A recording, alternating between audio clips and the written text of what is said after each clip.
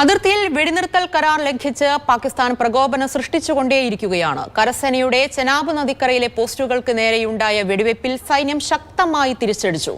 അതേസമയം ഇന്ത്യയുടെ സൈനിക നടപടി അടുത്ത 2 ദിവസത്തിനുള്ളിൽ ഉണ്ടാകുമെന്ന് ഇന്റലിജൻസ് വിവരം ലഭിച്ചതായി പാകിസ്ഥാൻ വാർത്താവിനിമയ മന്ത്രി അത്താവുള്ള തരാർ പറഞ്ഞു. സ്ഥിതി ശാന്തമാക്കാൻ ഇന്ത്യയോടും പാകിസ്ഥാനോടും UN secretary general Antonio Guterres സംസാരിച്ചു. Pakistan has credible intelligence that India intends carrying out military action against Pakistan in the next 24 to 36 hours on the pretext of baseless and concocted allegations of involvement in the Pahalgam incident. Pakistan reiterates that any such military adventurism by India would be responded to assuredly and decisively. B Balagopal ചേരുന്നുണ്ട് കൂടുതൽ വിവരങ്ങളുമായി. ബാലോ, ഈ പെഹൽഗാം ഭീകരാക്രമണത്തിന് ശേഷം നിയന്ത്രണ രേഖയിൽ തുടർച്ചയായിട്ടുള്ള വെടിനിർത്തൽ കരാർ ലംഘിച്ചുകൊണ്ടുള്ള പാകിസ്ഥാന്റെ പ്രകോപനം വീണ്ടും തുടരുന്ന സാഹചര്യത്തിൽ ഇന്ത്യയുടെ അടുത്ത സൈനിക നീക്കം എങ്ങനെയാണ്?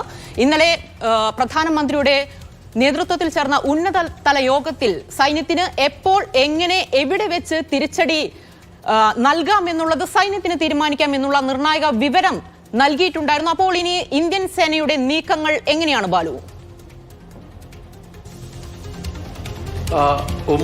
തുടർച്ചയായ 6ാം ദിവസമാണ് പാകിസ്ഥാൻ ഈ വെടിനിർത്തൽ കരാർ ലംഘിച്ചുകൊണ്ട് ഇന്ത്യൻ പോസ്റ്റുകൾക്ക് നേരെ ഈ വെടി ഉതിർക്കുന്നത്. ഇന്നലെ രാത്രി ഈ ചെനാബ് നദിക്ക് തീരത്തുള്ള ഇന്ത്യൻ സൈനിക പോസ്റ്റിന് നേരെ ആയിരുന്നു പാകിസ്ഥാൻ വെടി ഉതിർത്തത്. പക്ഷേ അതിന് കനത്ത തിരിച്ചടി തന്നെ ഇന്ത്യ നൽകുകയും ചെയ്തിട്ടുണ്ട്.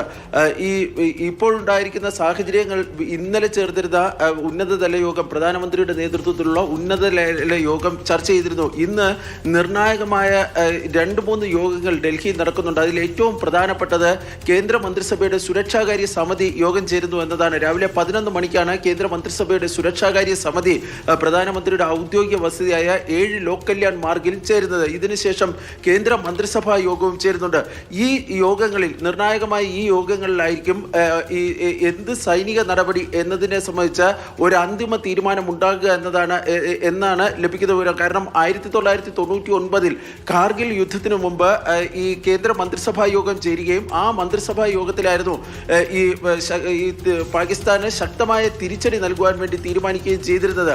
സമാനമായ തരത്തിലുള്ള ഏതെങ്കിലും തീരുമാനം ഇന്ന് ചേരുന്ന കേന്ദ്ര മന്ത്രിസഭാ യോഗത്തിൽ ഉണ്ടാകുമോ എന്നതാണ് ഏവരും ഉറ്റുനോക്കുന്ന കാര്യം. ഇതിനിടയിലാണ് ഇന്നലെ അസാധാരണമായ അർദ്ധരാത്രി പാകിസ്ഥാൻ വാർത്താവിനിമയ മന്ത്രി അത്താവുള്ള തരാർ ഒരു പ്രസ്താവന പുറത്തിറക്കിയിരിക്കുന്നത്. ആ പ്രസ്താവനയിലാണ് അദ്ദേഹം അടുത്ത 24 മുതൽ 36 മണിക്കൂറിനുള്ളിൽ ഇന്ത്യ പാകിസ്ഥാനെതിരെ സൈനിക നടപടി ആരംഭിച്ചേക്കുമെന്ന് അദ്ദേഹം അവകാശപ്പെട്ടിരിക്കുന്നത്. ഇത് സംബന്ധിച്ച് അവർക്ക് വ്യക്തമായ ഇന്റലിജൻസ് വിവരം ലഭിച്ചിട്ടുണ്ട് എന്ന് പറയുകയും ചെയ്തിട്ടുണ്ട്. ഏതായാലും അതിർത്തിയിലെ സ്ഥിതി, സംഘർഷാവസ്ഥ വളരെ ശക്തമായി തന്നെ തുടരുകയാണ്. അതിനിടയിലാണ് ഈ പാകിസ്ഥാൻ നിരന്തരം ഇത്തരം പ്രകോപനങ്ങൾ പാകിസ്ഥാന്റെ ഭാഗത്ത് നിന്നുണ്ടാകുകയും തുടർച്ചയായി വെടിനിർത്തൽ കരാറുകൾ ലംഘിച്ചുകൊണ്ട് ഇന്ത്യൻ സൈനിക പോസ്റ്റുകൾക്ക് നേരെ വെടി ഉതിർക്കുകയും ചെയ്യുന്നത്.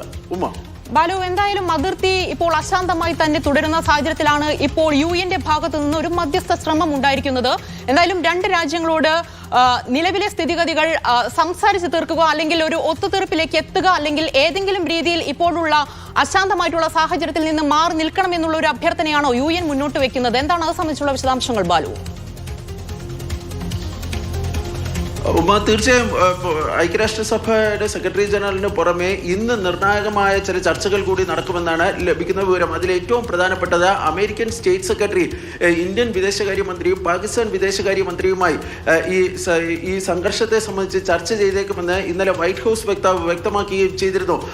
ഈ നിലവിലെ സംഘർഷാവസ്ഥ മൂർച്ഛിക്കാതിരിക്കാനും സംഘർഷത്തിന് അയവ് വരുത്തണമെന്നും എന്ന ഒരു ആവശ്യമായിരിക്കും അമേരിക്ക മുന്നോട്ട് വയ്ക്കുക എന്നാണ് ലഭിക്കുന്ന വിവരം. അത്തരമൊരു സാധ്യതകളാണ് ഈ വൈറ്റ് ഹൗസ് വക്താവ് നൽകിയിരിക്കുന്ന പ്രസ്താവനയിൽ ചൂണ്ടിക്കാണിക്കുകയും ചെയ്തിരിക്കുന്നത്. നേരത്തെ അമേരിക്കൻ പ്രസിഡന്റ് ഡൊണാൾഡ് ട്രംപ് ഈ പ്രശ്നത്തിൽ ഇടപെടില്ല എന്നായിരുന്നു പറഞ്ഞിരുന്നത്. കാരണം ഇന്ത്യയും പാകിസ്ഥാനും പരസ്പരം ചർച്ച ചെയ്ത് ഈ പ്രശ്നം പരിഹരിക്കണമെന്നും അമേരിക്ക ഇതിൽ ഇടപെടുകയും ചെയ്യില്ല എന്നായിരുന്നു പറഞ്ഞിരുന്നത്. പക്ഷേ സ്ഥിതിഗതി ഓരോ ദിവസവും ഈ മൂർച്ഛിക്കുന്ന സാഹചര്യത്തിൽ, ഈ അതിർത്തിയിലെ സംഘർഷാവസ്ഥ മൂർച്ഛിക്കുന്ന ഒരു സാഹചര്യത്തിലാണ് ഈ വിഷയത്തിൽ ഇപ്പോൾ അമേരിക്കയും ഇടപെടാൻ വേണ്ടി ആലോചിക്കുന്നു എന്ന റിപ്പോർട്ടുകൾ പുറത്തു വരുന്നത്. അതിന്റെ ഭാഗമായിട്ടാണ് ഇന്ന് കേന്ദ്ര വിദേശകാര്യമന്ത്രി ഡോക്ടർ എസ് ജയശങ്കറുമായും അതുപോലെ തന്നെ പാക് വിദേശകാര്യമന്ത്രിയുമായും അമേരിക്കൻ സ്റ്റേറ്റ് സെക്രട്ടറി ചർച്ച ചെയ്യാൻ വേണ്ടി പോകുന്നത്. ഐക്യരാഷ്ട്ര സഭയും ഈ പ്രശ്നം പരിഹരിക്കുന്നതിനായി അല്ലെങ്കിൽ ഈ സംഘർഷത്തിന് അയവ് വരുത്തുന്നതിനായി രണ്ട് രാജ്യങ്ങളുമായി ചർച്ച ചെയ്യുമെന്നും എന്ന റിപ്പോർട്ടുകളും പുറത്തു വരുന്നുണ്ട്. ഏതായാലും രാജ്യാന്തര സമൂഹത്തിന്റെ ഭാഗത്ത് നിന്ന് ചില ഇടപെടലുകൾ ഇപ്പോഴത്തെ ഈ സംഘർഷം